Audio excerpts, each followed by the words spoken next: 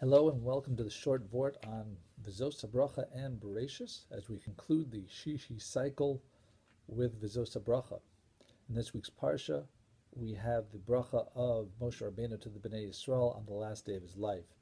In Shishi, in Perek Lamed Gimel, Pasuk Chaf Ches, we have one of the decrees that the Gemara describes that was made by Moshe Rabbeinu and nullified by one of the Nevi'im.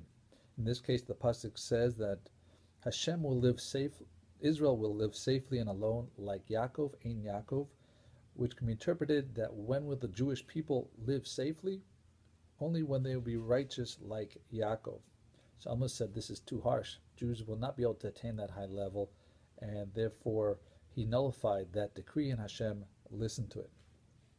So Torah's Menachem says, or asked, normally we have a rule that you cannot nullify a decree by another Beis Din unless the latter one is greater in number and in wisdom.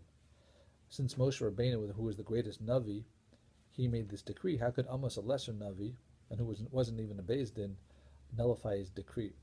So to answer this, we need to understand that the rule of nullifying another Beis Din, that you can't do it, only applies in certain circumstances, meaning when the Bnei Yisrael accept that ruling. However, we find that the majority of the Jews did not listen to that ruling over time, and then another Beis Din, even one small, that can come and nullify that decree. In this case, Amos came and found that it was very few in number.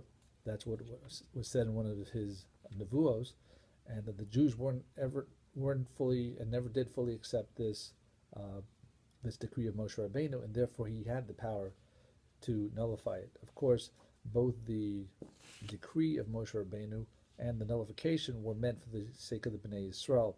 Moshe strove to have the Jews elevated to reach the level of righteousness of Yaakov Avinu, and then they would be rewarded.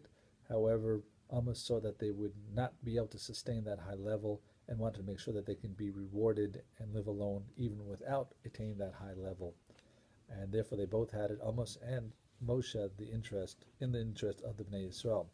Just quickly in turning to Bereishis, so why does Bereishis start with an aleph and not start with a beis and not an aleph? Because Hashem doesn't want Oror to start with a curse. Hashem wants to start with Baruch out of a beis for blessing. Well, maybe we zocha like the Bnei Yisrael of old and ourselves today and in the future to be blessed, to reach the high level of Yaakov Avinu. Thank you for listening. Have a wonderful week and wonderful Shabbos.